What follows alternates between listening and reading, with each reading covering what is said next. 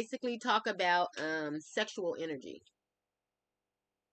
Yes, we got to talk about sexual energy, baby, because I was a diehard Muslim. They don't teach you that stuff in Islam. Probably don't teach you that in Christianity. Though when I walked into African spirituality, when I married my husband, I walked into African spirituality because that's what he was a part of. He took me to Egypt, showed me who I really am as a goddess, and I've been on the I've been on the path ever since. Okay, and what I can say is when we came together, there was a lot of trauma in my husband's early childhood, and there was a lot of trauma in my childhood. My husband was a very functional alcoholic. Okay, he was a functional alcoholic, and he's told me that I can say these things. His spirit is right here. I ain't gonna never say nothing that's bad about my husband, but he wants me to tell the truth because he knows these stories can help other people, and he was here to heal his bloodline, and because of certain things, he left here doing part of the work, but not all of it. But yes, he was a very functional alcoholic, and when we were intimate, because I'm celibate until I'm married, and so me and him dated for almost 2 years before we married. It was like a year and a half before we married. And I was celibate the whole time. We never had sex, none of that. We would kiss, spend every day together, all that stuff, but I wasn't letting it go down. Okay, yeah, so I was 5 years celibate when I met him. I wasn't having it. And when we got married and we finally did have intimacy, he transferred all of his pain and all of his demons and everything, his alcoholism and all of that was transferred over to me. So I'm saying this to say, because I didn't drink, I didn't smoke or anything when I met my husband. And it seems like, I was running businesses. I was doing fashion shows. I was about to open up a second location because I had a salon and boutique and design studio, and I was about to open up a second location, and it was this and that and the other. My husband met me, creating, on the ball, creating that light, that inner light, just doing what it do. And when we had intimacy, I don't know why, but I would always feel drained, and then I would feel lazy where I wasn't lazy. I would feel different things. I would feel different things. And I didn't understand it until I started learning, until I started tapping into African spirituality and learning how even hugging someone can be an energy transfer. So let alone someone injecting their semen inside of you and you exchanging fluids. And so I didn't know what I started having alcohol cravings. I started thinking about things that I never thought about.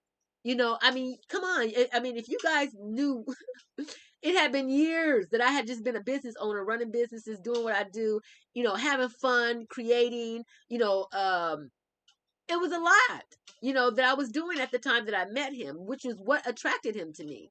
Because I was a go-getter. And after we started having sex, it was almost like he was sucking my light out of me. And it was because he hadn't healed from his inner child wounds and he had a lot of darkness inside of him. So I was exchanging my light for his darkness. And it was it was fun. Oh, it was fun. Baby, when they buried him, well, let me just put it this way. I would always tell my girlfriend after a couple of years after he passed, I would say that was some good penis that went in the dirt. That was not even cool. Because he was good when it came to that. It was amen. Hallelujah. But at the end of the day, the transferring of the energies wasn't it wasn't an even match. When two healed people are having intimacy, they're going to be transferring positive energy back and forth, which is going to, heighten the magic. Though I would feel the magic while we were intimate and in the act, though afterwards it felt like I was drained, or I started feeling like moments of depression, and my life was going good. He just purchased this beautiful home for us, and I'm out there planting my gardens, and I ended up doing a lot of my healing in our backyard too. Because it's funny, the house that he bought, it was just so much nature. We had every fruit tree you can imagine. We had everything, even grapes and cherries, let alone the oranges, apples, pears, and peaches. it was like a tropical paradise, and we had the big pool back there. So when I'm sitting in the backyard, I can look at the water, because water is really healing when you're watching water or you're sitting at a river. It was like spirit set that whole scene up for me to heal. Because when I married him, I acknowledged that I was still broken in a lot of areas. And when he was transferring that dark energy over to me, it woke up my trauma. And that's why I wrote the book, finished my book, Broken Roots, which is all about my early childhood trauma. Because as I was writing that book, I was healing as I was writing. And I was telling him he should do the same thing. But some of the stuff that he had went through, he wasn't willing to put on paper. And he was stifled. Even though he had the money, he had a closet full of clothes better than TD Jakes and Will Smith put together. I mean, everything, quality, from the Louis Vuitton. This man, it was ridiculous. It used to piss me off, because as growing up, I didn't never buy no $1,500 shoes and Armani jackets. I mean, this stuff is expensive. These white folks be capitalizing off of our ignorance. And that's what I looked at it as. The clothes he had in his closet, he could have had 2 mansions. And I used to tell him that you could have had 2 mansions. But baby, that's not the point. At the end of the day, he would purchase those things because it made him feel a certain way, because he grew up, in a certain situation where there was lack. Even his parents, his biological parents, were not the ones who raised him. It was his grandmother. And I can imagine my mom walking out on me at the age of 7. That would have haunted me. I probably wouldn't even live this long, because that's my mama. And so when he told me the story of his mama, leaving him, and his father, treating him bad, it was like he never had the support that he needed. And and then to be molested by a man and then have to process that as you grow. Yeah, that was a lot for my baby. That was a lot for my baby. And I'm just so glad that he was able to get into the spiritual realm, because one thing he had did was closed his heart. His heart was shut off. And I didn't mean to get on here and just start talking about him, but his heart was cut off. And when we ran into each other, I was there to open his heart chakra. That was my job. And as I said before, he had traveled his whole life, only been married once, and that was when he was 19 years old. He traveled all the way up into his 40s, dang near 50, and never married until he met me. And my job as his wife was to open his heart chakra. My husband fell in love with me within 6 months. So that heart chakra was blasted wide open. That heart chakra was blasted right open, okay? And so that is what he had to open in order to move on in his journey. And so, and these are the things that I've learned after he passed, because Spirit had to communicate to me some things. He had to communicate some things to me, but he said he had a very cold heart before he met me. And for some reason, I was able to soften that. Okay. And so, he did leave here, with progress. The progress had been made, though the real sticky stuff that he felt was embarrassing or that would attack his manhood or his masculinity, he wasn't talking about that. He wasn't doing it. You have to know that when you're with a sexual partner, you're taking on whatever they're going through. If they're a weed head, if they're alcoholic, if they're angry all the time, and don't be sleeping with a cheater, because now you sleeping with everybody that he's been cheating on you with, all their energy. And so whoever that person is intimate with, they're transferring that energy back and forth. And if you have a mate that's faithful, if he has dark energy, he's transferring that over to you. So it's not about just seeing somebody and saying, oh, he cute, and oh, this and oh, that. I don't even see why people even look at a person's money, because have your own. That's what's respectable, is that you have your own. Now, I know, and I was raised to know that a man is supposed to provide for me, though I'm not looking for that. I'm not looking for that. If you come across my path and and I fall in love with you and you're able to provide for me, good. But I can provide for myself very well through spirit. I'm not doing it by myself. This is all, I give all high fives to Mama Wata. I give all thanks to her, because I know she works inside of me. She's always doing a work inside of me. And so, but she wanted me to get on this video and let you guys know that stop sharing your bodies with just about everybody that you think is cute, or that is going to spend a little money on you, or is going to give you a few compliments. Yeah, you might have daddy issues. You might didn't have a father, so you're looking for this masculine energy.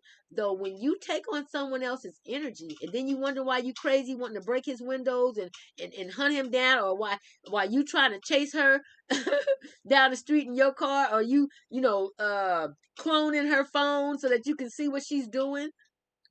I had a person in my life that used to do that. Not the husband I'm speaking on, but there was a person in my life that used to do this. For some reason, because I guess because he was a cheater, or because other people had cheated on him, he thought that I was a cheater. I'm celibate. How am I a cheater?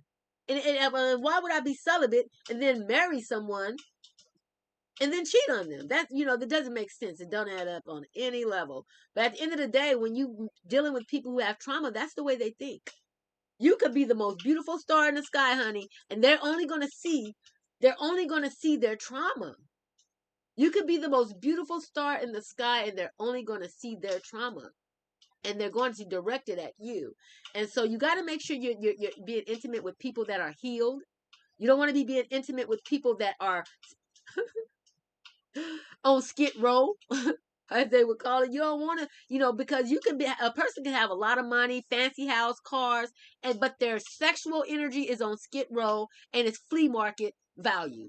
Okay, it's flea market sperm. Okay, it's nothing cosmic or galactic about it. Okay, so you need to know what kind of energy you're taking on when you're jumping in and out of bed with people. Because if you're going through an anxiety, depression, having suicidal thoughts, drinking and smoking and doing things that you normally wouldn't do, it's probably because that person shared their energy with you, took your light and walked off happy, and now you walking off feeling off like you're losing your mind. Okay? This is a real thing. Look it up. Anything I get on my channel and speak about, trust me, I have something to back it. You can Google it. Look up videos on sexual energy and transference of sexual energy. Baby, I'm not going to speak on nothing I don't know. And it's a blessing that I can actually identify what was happening now with my husband, because I didn't drink, but for some reason after a while I was craving a drink. I wanted some wine. No, I wanted the red wine. I started drinking red wine, and it was happening more towards the end before he passed, because I was taking on a lot of I was having the cravings throughout the marriage, but I wasn't using it. Though when he started going through his decline on Parkinson's, and when he started, treating me a certain way because he was angry about what he was going through. Yeah, I did. When I had a craving for a drink, oh yeah, I sure did take a drink. And I even, went out with my niece one time to get a tattoo, and ended up, drinking before I went and got me a little shot before uh, and I didn't let her see me do it, because nobody in my family does any type of drugs. They used to in the past, but now they're all Muslim and holy. And so nobody does drugs around the kids or drinking or nothing. So I hid from her in the bathroom at the tattoo place and drunk my little shot, and then went out there to get my tattoo done. When I got that tattoo, you guys, I didn't know that 2 shots would make me tipsy, because I don't drink. But I was so tipsy. It really made me tipsy. My niece said that I was flirting with people. She said I was flirting with people. She said I even flirted with her. Okay. And I don't have a gay bone in my body. But at the end of the day, it's a beautiful thing to be able to identify with that, because I didn't know what was happening to me. It was an energy transfer. My husband was a very functional alcoholic, meaning he would have money, houses, cars, all that stuff. But one thing, but one thing he had to do at the end of his day was drink. Very seldom will we go grocery shopping and we don't have just as much alcohol as we have groceries, because that is what he did. Though when I married him, I knew nothing about energy transfer. So I was like, I don't drink. If that's what he want to do, that's what he want to do. I loved him. So all I'm here to do is take care of you, morning, noon, and night. That's what I'm here to do. But for some reason, my whole world crashed. It was like my world was crashing, and I was trying to hold it up. And I couldn't explain to him what was going on with me, because I didn't know at times. My husband was an amazing man. He was an excellent provider. He held on to me so tight, never letting me go. He kept his vows. Everything he promised me in those vows, he kept them. He kept them. I don't, I'm not having it any other way though. Because as far as I'm concerned, once you have intercourse with me, it's a wrap. You might as well consider yourself. Well, I ain't even gonna say that. Don't play. Let me just put it that way. Don't play. So basically he did what he honored everything he told me.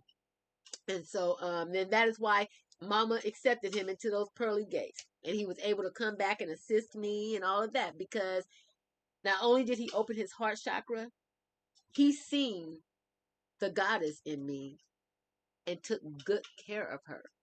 He raised me because I was Muslim when I met him. I was 100% Muslim when I met him.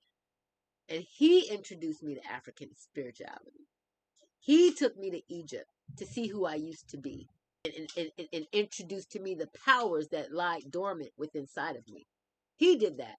End of the day, you guys, make sure whatever you're doing, that you're taking care of yourself mentally, spiritually, physically. Guys, look who's sleeping next to you. What are they exchanging? Take this moment right now and be honest with yourself. Do you feel that the sexual energy that you are exchanging with the person laying next to you today is a fair exchange? If you don't feel it's a fair exchange, then I suggest you start looking inside and making some changes. Because, baby, ain't nobody draining my juggler. And ever since my husband's been gone, I've been celibate. It's going on 3 years now that I've been celibate. And I am happy about it. I am ecstatic about it. Ain't nobody getting my light. My light is too light and bright. And whoever has intimacy with me is going to have that exact same light shining from within. Okay? It's a no-go. And because I'm healed, I can see brokenness from miles away. I can see toxic energy from a mile away. Okay? I'm an empath. So I feel energy even when I don't want to. So I'm going to go ahead and get off of here, you guys. I didn't mean to sound preachy or like your mama, but I'm here to tell you I'm speaking from experience. Okay? Respect yourself. Mind, body, and spirit. Because at the end of the day, no matter what they say, in each and every single way, I am royalty. You are royalty. We are royalty, family. And I shall see you in a minute. Ashe.